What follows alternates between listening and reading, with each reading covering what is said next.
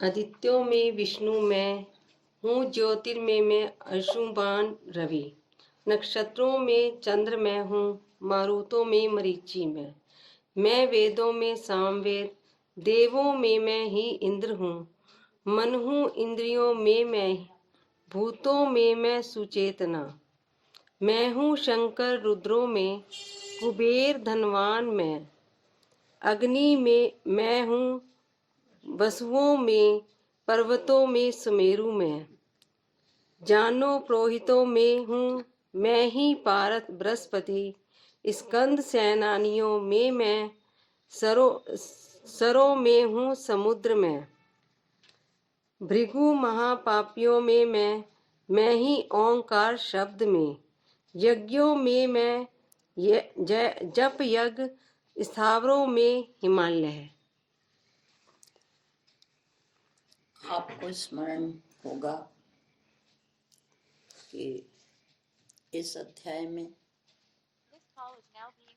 बार बार अर्जुन भगवान के वास्तविक स्वरूप को कुछ अर्थों में जान चुके हैं और अब वो कह रहे हैं कि अभी भी मैं आपके व्यापक स्वरूप को नहीं जान पाया।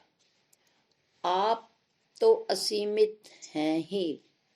अब तक मैं आपको एक सामान्य इंसान समझता रहा, पर इतना तो मुझे पता लग गया है कि आप भगवान हैं।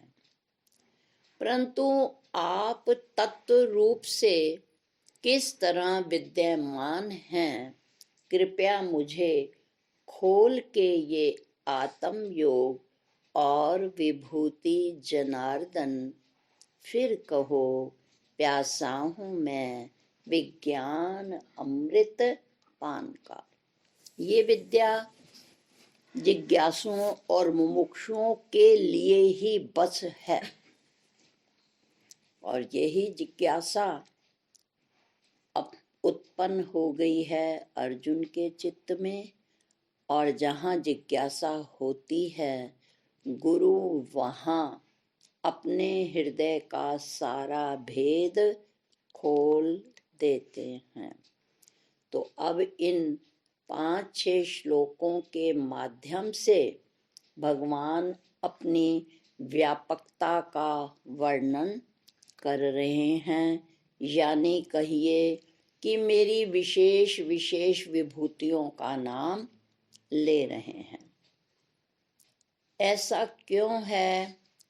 क्योंकि चराचर ये इतना बड़ा भगवान का विराट स्वरूप है, तो यदि वो एक एक का वर्णन करने लगे तो ये किसी भी स्थिति में संभव नहीं है। जैसे विदेशों में विभिन्न देशों के खिलाड़ी आते हैं और एक एक टीम में बहुत बहुत खिलाड़ी होते हैं। ऐसे में संभव नहीं होता कि सब का अलग अलग नाम लिया जाए, तो वो या तो उस एक देश का नाम ले लेते हैं या फिर उसके टीम के कैप्टन का नाम लेते हैं। जैसे वो एंकरिंग में बताते हैं, अब आप देख रहे हैं कि भारतीय टीम के खिलाड़ी मैदान में आ चुके हैं, तो वो एक एक खिलाड़ी का नाम नहीं लेते, वो सिर्फ देश का नाम लेते हैं। और फिर जब कोई देश की टीम जीत जाती है तो उसके सभी खिलाड़ी वो प्राइज लेने के लिए नहीं जाते, केवल उसका जो कैप्टन है वो ही प्राइज लेकर जाता है। और फिर वो अंडरस्टूड है, वो सारे टीम के जो सदस्य हैं वो उसे घेर लेते हैं और अपनी प्रसन्नता अभिव्यक्त करते हैं। ठीक इसी प्रकार जो अश्वत्थ है वो सभी पेड़ों में महान है अपने गुणों के कारण, इसलिए वो कह रहे हैं सभी जितने भी वृक्ष हैं उसमें अश्वत्थ मैं हूँ, जितने भी पर्वत हैं उनमें सबसे बड़ा सुमेरु पर्वत माना जाता है, तो केवल वो सुमेरु पर्वत का नाम ले रहे हैं। कवियों में भी कह रहे हैं कि मैं उशिना कवि हूँ, क्योंकि उनकी अपनी अलग कविता की विशेषताएं थीं। कह रहे हैं कि जितने भी देव गुरु हैं उनमें बृहस्पति का स्थान सबसे प्रमुख है, इसलिए वो कह रहे हैं जितने भी गुरु हैं उनमें बृहस्पति मैं हूँ। देवताओं में वो इंद्र का नाम ले रहे हैं, क्योंकि सभी देवताओं में से सबसे बड़े देवता का नाम इंद्र है। और जितने भी हाथी होते हैं उनमें इंद्र का हाथी सर्वोत्तम है, इसलिए हाथियों में वो ऐरावत का नाम ले रहे हैं। कहने का तात्पर्य है इन 5-6 श्लोकों के माध्यम से भगवान ये समझाने की कोशिश कर रहे हैं कि जितने भी चर अचर प्राणी, पशु पक्षी, व्यक्ति, देव देवता हैं वो सब मेरा ही रूप हैं। तो कह रहे हैं कि संसार के लोग विभिन्न देवताओं की पूजा करते हैं, उपासना करते हैं, वो उपासना सब मुझे ही जाती है, क्योंकि इतने बड़े ब्रह्मांड का मैं अकेला देखभाल नहीं कर सकता, और मनुष्य की इतनी कामनाएं हैं कि मैं अगर कामनाओं को पूरा करने में लग जाऊं तो सृष्टि की उत्पत्ति, स्थिति, लय का कार्य संभव नहीं है। मनुष्य की अनेकानेक कामनाएं हैं, वो कामनाएं पूरी हो सके उस कामना के लिए मैंने अलग अलग डिपार्टमेंट बनाए हुए हैं। जैसे अगर वर्षा की आवश्यकता हो तो इंद्र देवता हैं, यदि प्रकाश की नेत्रों में या पृथ्वी के प्रकाश की हो तो लोग सुबह सुबह सूर्य देवता को जल चढ़ाते हैं। धन की आवश्यकता हो तो लोग कुबेर या लक्ष्मी की पूजा करते हैं। किसी कार्य में बाधा हो तो उसको दूर करने के लिए जो है हनुमान जी, संकट कटे मिटे सब पीरा, और या फिर मंगल कार्य के लिए सब गणेश जी की उपासना करते हैं। पर हे अर्जुन, तुम याद रखो वो सब उपासना जो है वो मेरे तक ही पहुंचती है, क्योंकि वो देवता हैं, माध्यम हैं, इसलिए वो आगे तो आ जाते हैं, परंतु जो भी व्यक्ति अपनी इच्छा की पूर्ति के लिए जो उपासना, व्रत, नेम आदि करता है वो सब मेरे तक ही पहुंचते हैं। जैसे कहते हैं कि भगवान ने जब लंका पर चढ़ाई करने की योजना बनाई, सारी सेनाएं तैयार हो गईं, तो सबसे पहले भगवान ने रामेश्वरम में शिवलिंग बनाया और भगवान राम ने भी मंत्रों के द्वारा अपने इष्ट शिव की पूजा की। गुरु ग्रंथ साहिब के भी संदर्भ में आता है कि जब गुरु गोविंद सिंह जी युद्ध के लिए जाने लगे थे तो उन्होंने भी माँ चंडी का आवाहन किया था कि माँ तू चंडी रूप धारण करके इन चंडाल और राक्षस प्रवृत्ति वाले इन जो मुस्लिम अकबर, नादिर शाह आदि हैं, औरंगजेब, इनका नाश हे माँ तुझे ही करना है। मुझे पूरी पंक्तियां तो स्मृति नहीं हैं, परंतु जब कभी वंदना करते हैं ना तो शायद उसमें भी आता है प्रथम जो है भगवती सिमरिये, तो उसमें भी पंक्ति आती है कि सबसे पहले मैं भगवती का स्मरण करता हूँ। तो कहते हैं सामान्य मनुष्य तो क्या देवता और बड़े बड़े महापुरुषों को भी जब किसी शक्ति की या जीत की व्यवहारिक स्तर पर जरूरत पड़ती है तो वो भी देवताओं का आवाहन करते हैं, परंतु उनका जो भी भाव है वो इनडायरेक्ट मुझे ही समर्पित होता है, मुझ तक ही पहुंचता है। कैसे? एक सेठ है, बहुत बड़ी उन्होंने दुकान खोली हुई है।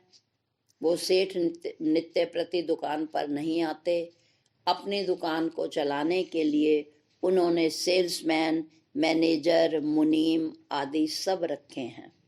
जब कोई व्यक्ति पेमेंट देने आता है, हमेशा सेठ जी दुकान पर उपलब्ध नहीं होते, तो कोई मैनेजर को दे जाता है कि ये मेरी पेमेंट की स्लिप है और ये इतना 1000 रुपया है, ये आप सेठ जी को जमा करा देना। वो रुपया चाहे मुनीम को दिया जाए या सेल्समैन को दिया जाए, वो रुपया कहाँ जाएगा? सेठ जी के गले में जाएगा या सेठ जी के अकाउंट में ही जाएगा। लेते दिखते हैं मुनीम जी या सेल्समैन, परंतु वो पैसा किसका है? सेठ जी का ही माल है और उस माल की जो कमाई है वो सेठ जी के नाम ही जाती है। ठीक इसी प्रकार ये जितने भी देवी देवता हैं, ये उस सत्ता के आश्रित ही काम कर रहे हैं। उन्होंने कहा कि सबका उत्पादक मैं, मेरे में सब हो रहा। तो ये भगवान बताने की कोशिश कर रहे हैं। उन्होंने भिन्न भिन्न नाम लिए हैं, परंतु उन्होंने कहा अप्रत्यक्ष रूप में इन सब के पीछे यंत्राकार फिराता हूँ, मैं इन सब को यंत्राकार फिरा रहा हूँ। तो ये जो जितने श्लोक हैं इनमें आपने 3 ही बातें मुख्य यही याद रखना है कि भगवान इसमें मुख्य मुख्य विभूतियों का नाम ले रहे हैं, क्योंकि सबका नाम लेना टीम की तरह आसान नहीं है। दूसरी बात ये कि भगवान ने संसार के कार्य व्यापारों को चलाने के लिए बहुत से देवी देवताओं की कल्पना की और उन्हें वो वाला डिपार्टमेंट सौंपा, परंतु वो जो भी व्यक्ति आराधना करता है वो भगवान को पहुंचती है। जैसे कि सेठ की जो कमाई भले ही किसी के हाथ में दी जाए, उनकी इंस्टॉलमेंट या पेमेंट वो जाएगी सेठ जी के खाते में ही। तो भगवान इन श्लोकों में हमें ये बताने की कोशिश कर रहे हैं।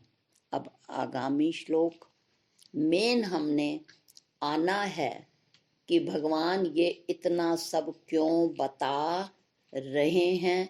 अब ये अगले श्लोक में आएगा। में मैं हूँ, ऋषियों में श्रेष्ठ नारद, चित्र रथ गंधर्वों में, सिद्धों में कपिल मुनि,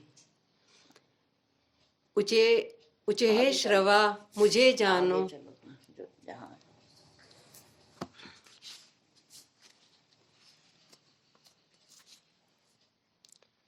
प्रहलाद मैं हूँ दैत्यों में, गणकों में काल सब हूँ। जितने भी वर्णन है उसी तरह तरह के उन्होंने देवताओं के नाम भी ले लिए हैं, उन्होंने पशुओं के भी नाम ले लिए हैं, पक्षियों में भी बता दिया है, गरुड़ मैं हूँ, सब कुछ उन्होंने बता दिया है। इतने सारे श्लोक इसी बात के हैं, इसलिए बार बार, क्योंकि बात ये 2-3 ही हैं, इसलिए हर श्लोक में आपको बार बार अगर दोहराया जाएगा तो फिर आपको भी उसमें रुचि नहीं होगी। अब वो वाला श्लोक आएगा जिसमें भगवान आगे की बात कर रहे हैं। शिक्षा करने वालों में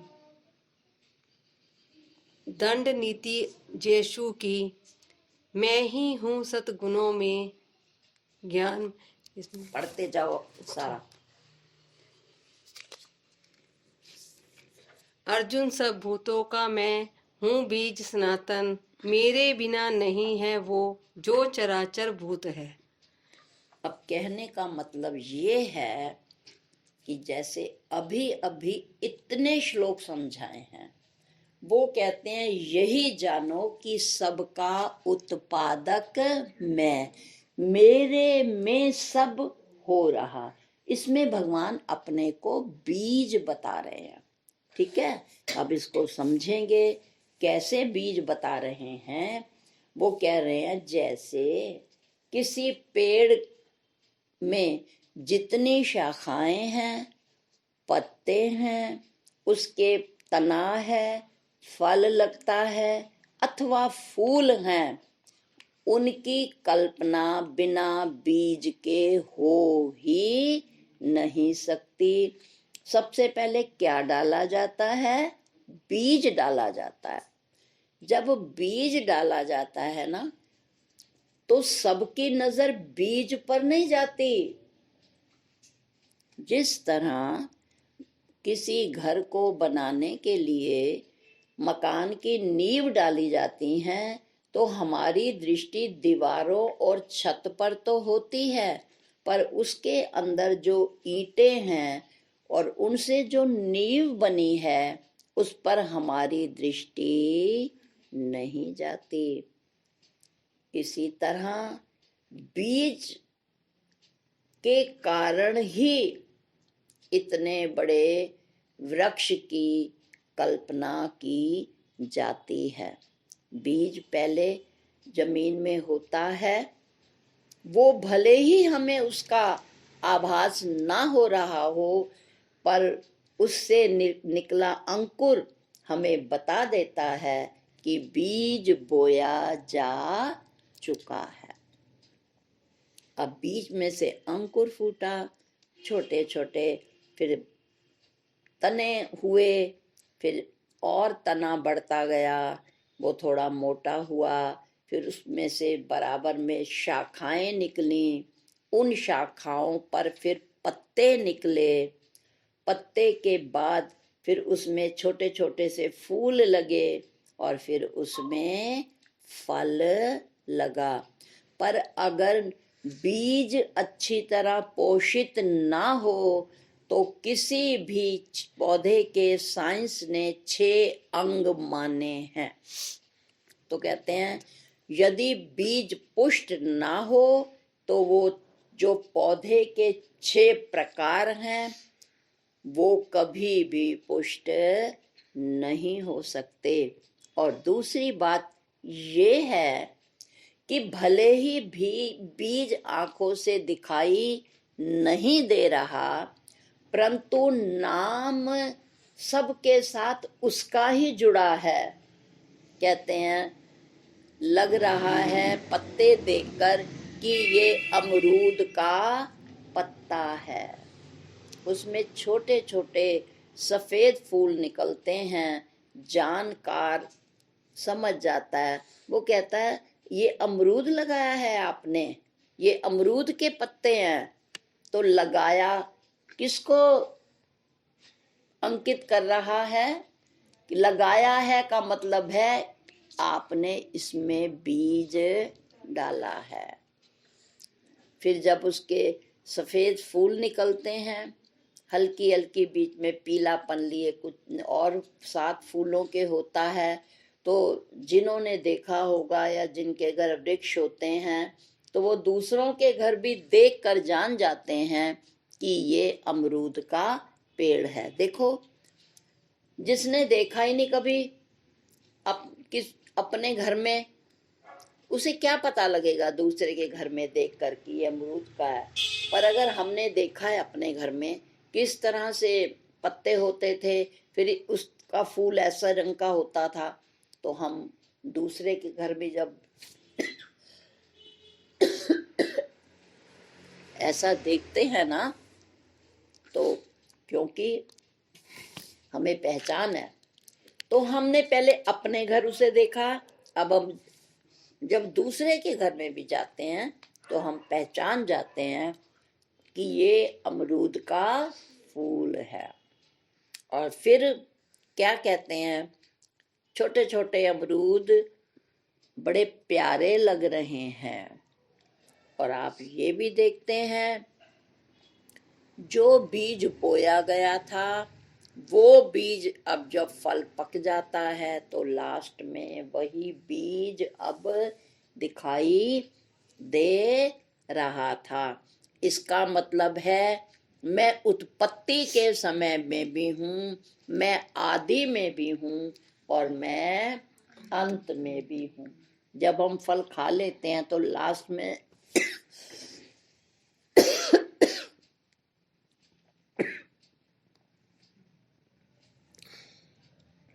हमारे मुंह में बीज ही आते हैं।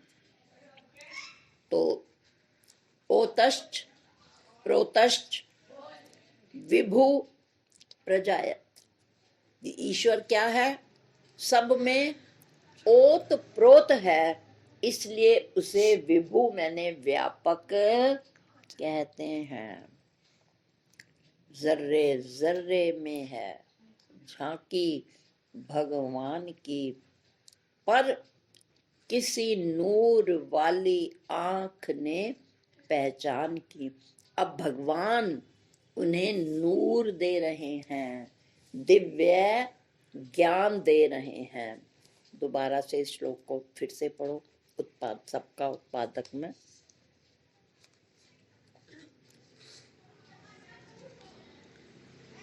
अर्जुन, सब भूतों का मैं हूँ बीज सनातन, मेरे बिना नहीं है वो जो चराचर भूत है।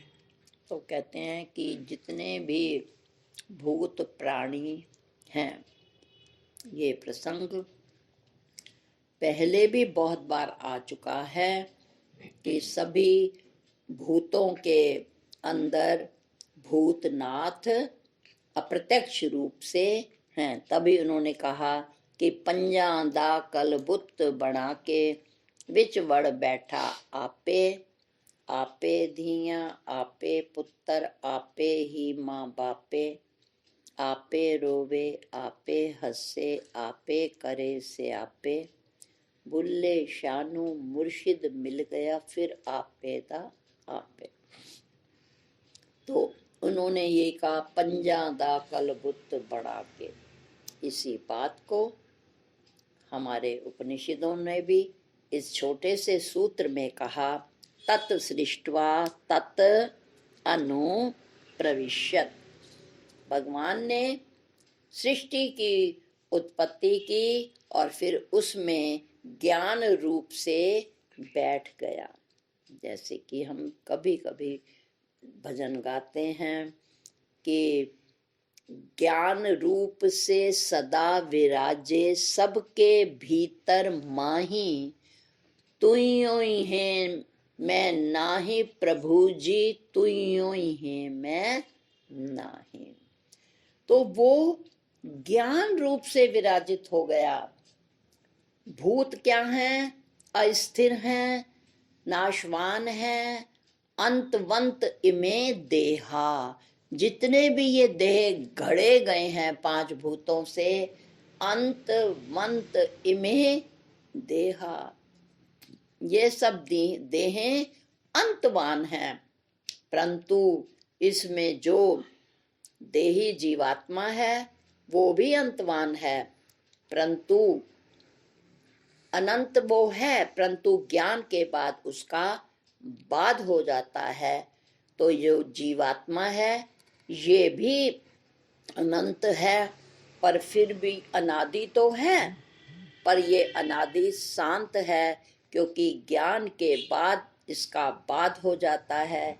जैसे बच्चा जब तक उसको ज्ञान नहीं है वो शीशे में अपना प्रतिबिंब देखता है तो वो उसको दूसरा समझता है, पर जब बड़े होकर उसे ज्ञान हो जाता है तो फिर वो उसे दूसरा समझकर ना हर्षित होता है ना दुखी होता है, सिर्फ व्यवहार के लिए उसका प्रयोग करता है। ठीक इसी प्रकार ये पांच तत्व हैं जो हम अनजान हैं, 5 तत्वों से बने कोई भी वस्तु हो, क्षितिजल पावक गगन समीरा पंच रचित ये अधम शरीरा, ये शरीर ही नहीं, शरीर से संबंधित प्रयोग की जाने वाली सभी वस्तुएं पदार्थ ये सब नाशवान हैं, परंतु इनमें एक अविनाशी तत्व भी है,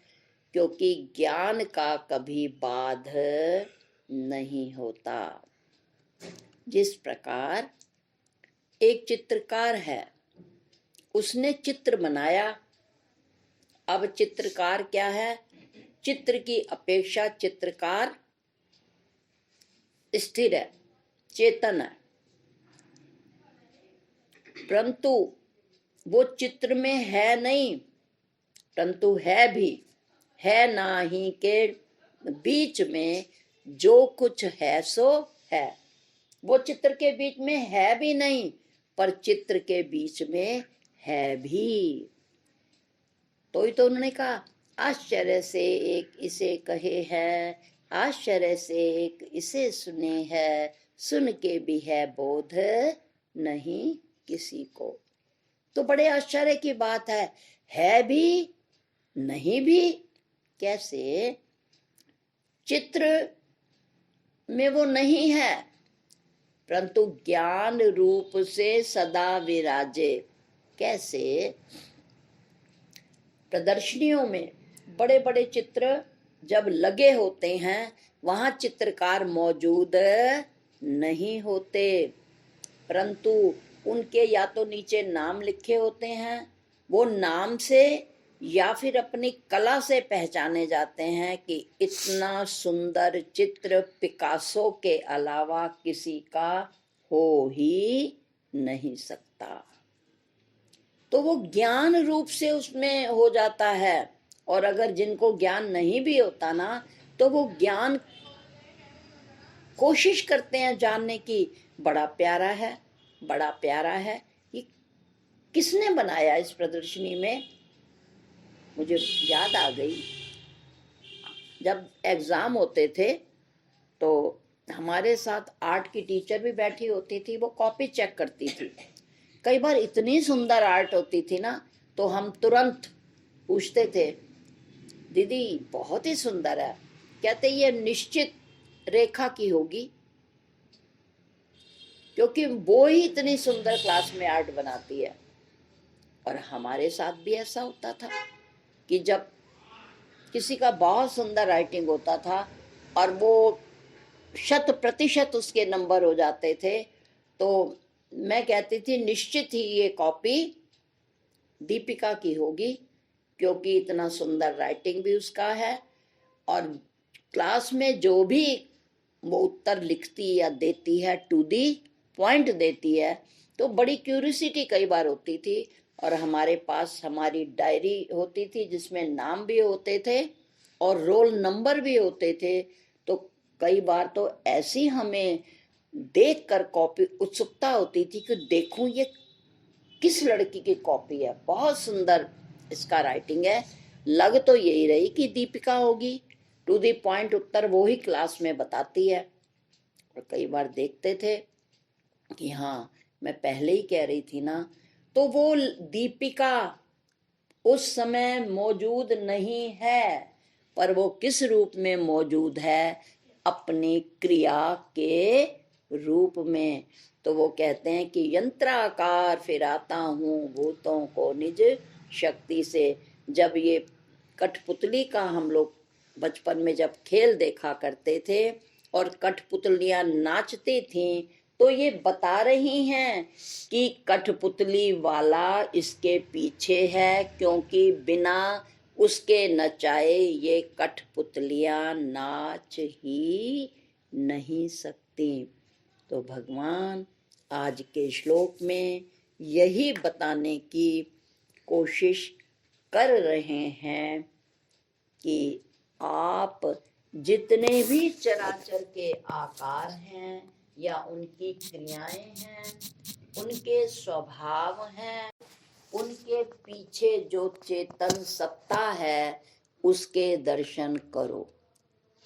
वो ये बात समझाने की कोशिश क्यों कर रहे हैं, इसका क्या फल है।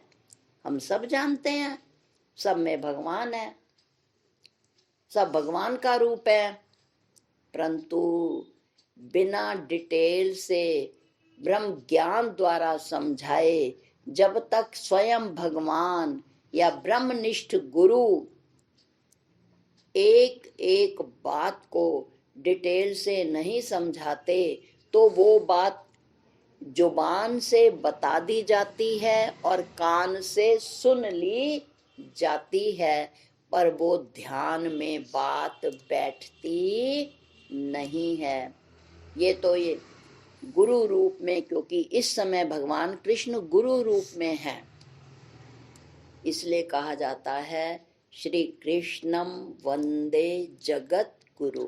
इस समय भगवान कृष्ण जब अर्जुन को ये इतना अपने स्वरूप का विराट वर्णन कर रहे हैं तो वे गुरु की भूमिका में हैं, और एक गुरु ही हमारा ध्यान इस तरफ आकर्षित कर सकता है कि इन कठपुतलियों के पीछे, रंग बिरंगी पक्षियों की सुंदरता के पीछे, और जितने ये पशु पक्षी हैं अपने अपने स्वभाव के अनुसार काम कर रहे हैं, ये सब ईश्वर की बनाए हुए खिलौने हैं, और वो इनमें जैसी चाबी भरी राम ने वैसा चले खिलौना।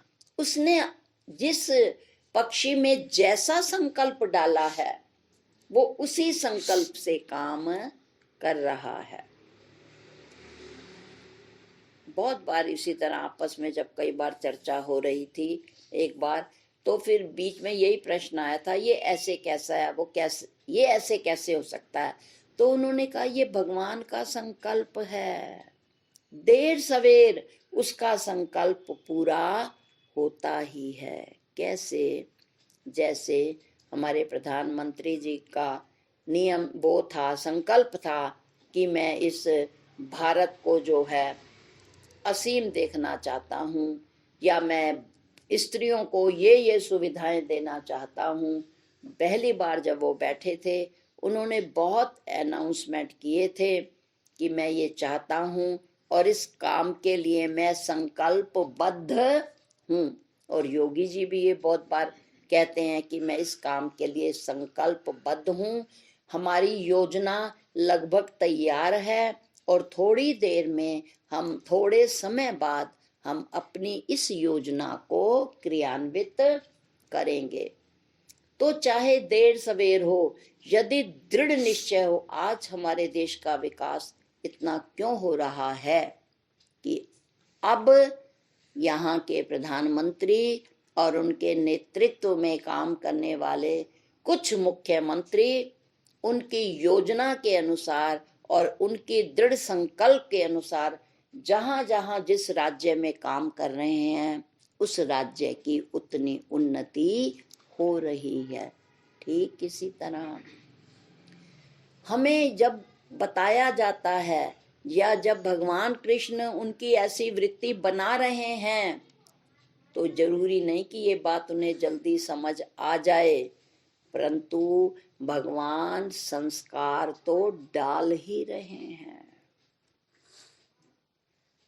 तो ये जानने का क्या फल होगा कि हम जो, जिनकी दृष्टि गुरुओं ने नहीं बनाई, ये विद्या जिनकी बुद्धि में नहीं है, वो आकार को देखकर ही दुखी और सुखी होते रहते हैं, परेशान रहते हैं। बहुत बार प्रसंगवश हमने ये बात विचार की है इस बात पर कि हम दूसरों का स्वभाव नहीं बदल सकते, पर स्व का भाव तो बदल ही सकते हैं। पर देखिए इसमें भी मुख्य मेरी दृष्टि से दो बातें जरूर होनी चाहिए कि हम सम रह सकें, और समता में ही प्रसन्नता होती है। समता कब रहेगी? एक, जब हमें ऐसा किसी के ब्रह्मनिष्ठ सतगुरु के मुख से ये सुनने को मिलेगा कि विश्व में सब मैं ही हूँ। पहला सुनेंगे, फिर वो मार्गदर्शन करेंगे, और हम जब उनके अनुसार परम पुरुषार्थ करेंगे तो हमें ये अवश्य नजर आएगा। तो उसका फल क्या होगा, ये आप पढ़ते हैं प्रतिदिन। जब कैलेंडर का हम पन्ना पलटते हैं तो लास्ट में 20 तारीख के बाद कुछ सूत्र ऐसे आते हैं, जब तुम अपने को किसी से ना भिन्न देखते हो, ना सुनते हो, ना जानते हो, वही अनंत है। वरना हम सीमा, एक परिधि में चक्कर काटते रहते हैं।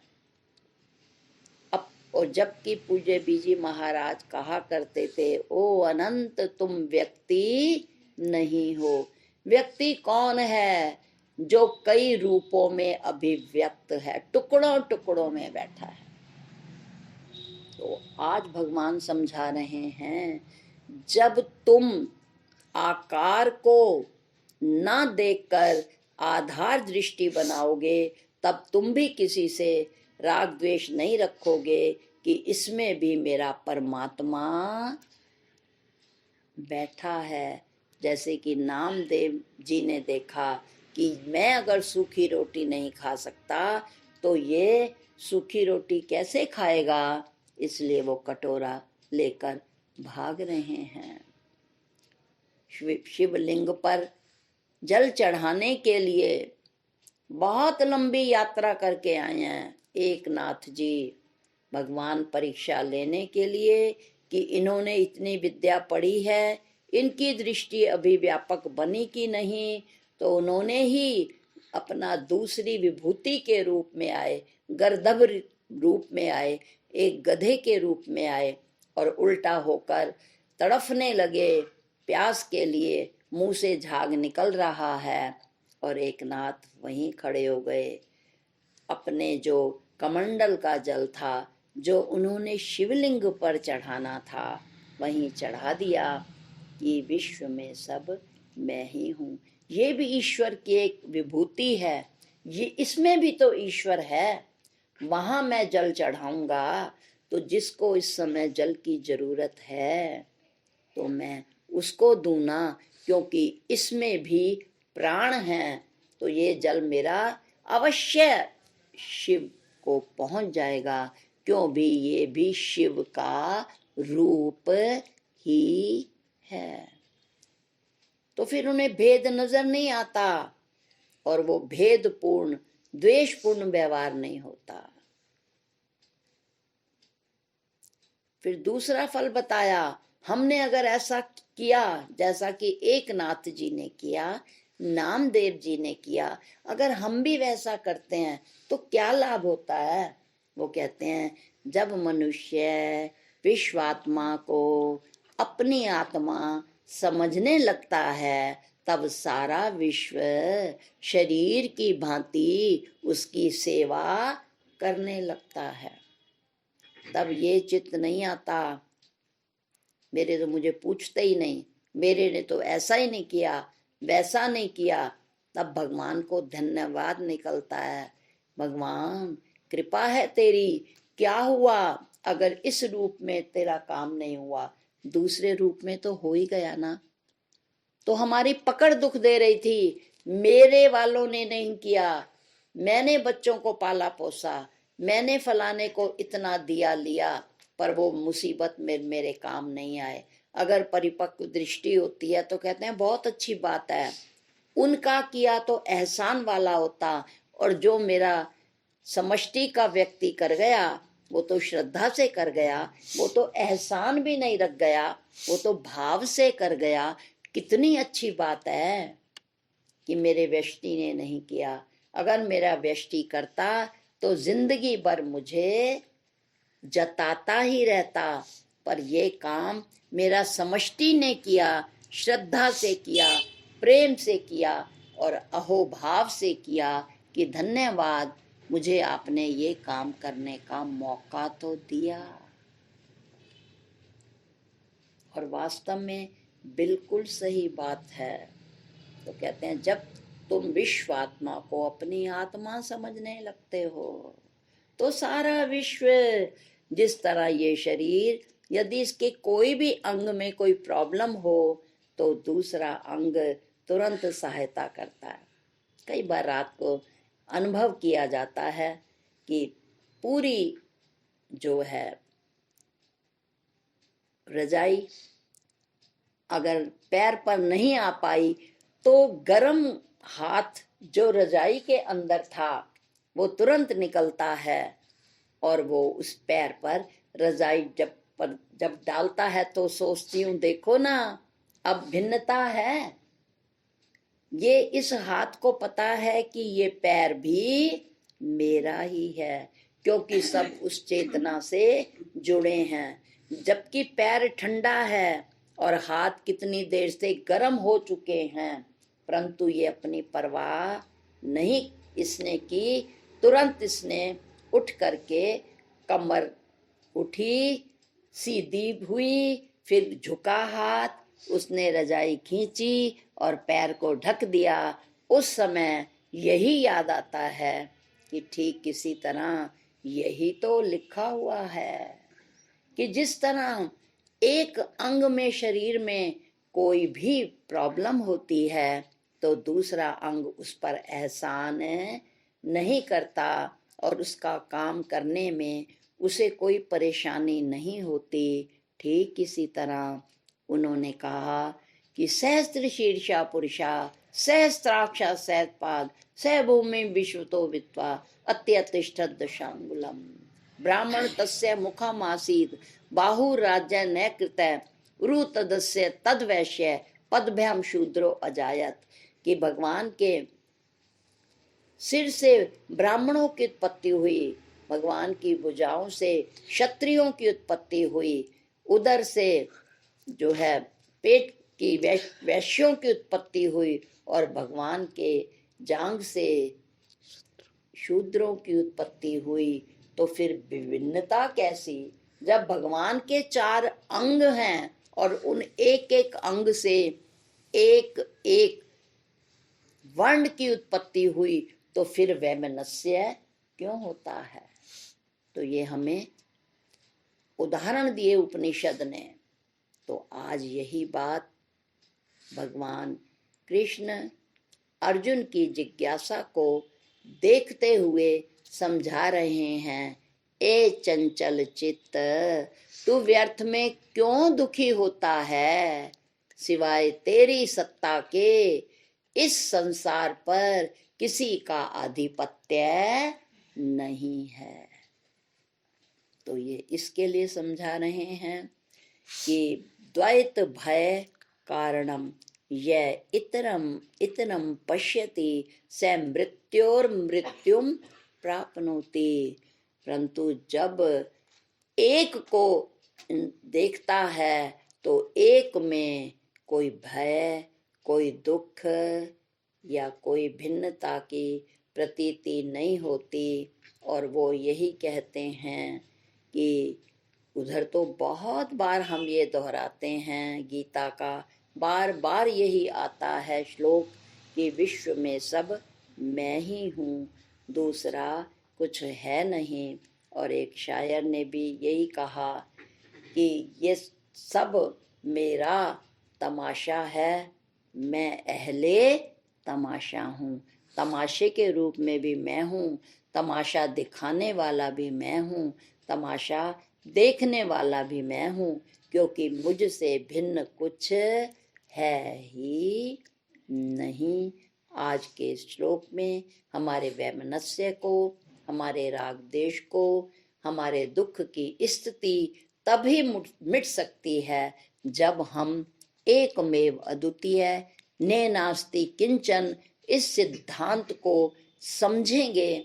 जैसा कि आज भगवान समझा रहे हैं अर्जुन को, यदि हमने ऐसा समझ लिया इस रमज को और जीवन में हमने इसका आचरण ले आए तो जीवन सहज और मधुर होगा। भगवान हमारे कल्याण के लिए इसलिए ही समझाने की कोशिश कर रहे हैं। ओम शांति शांति शांति।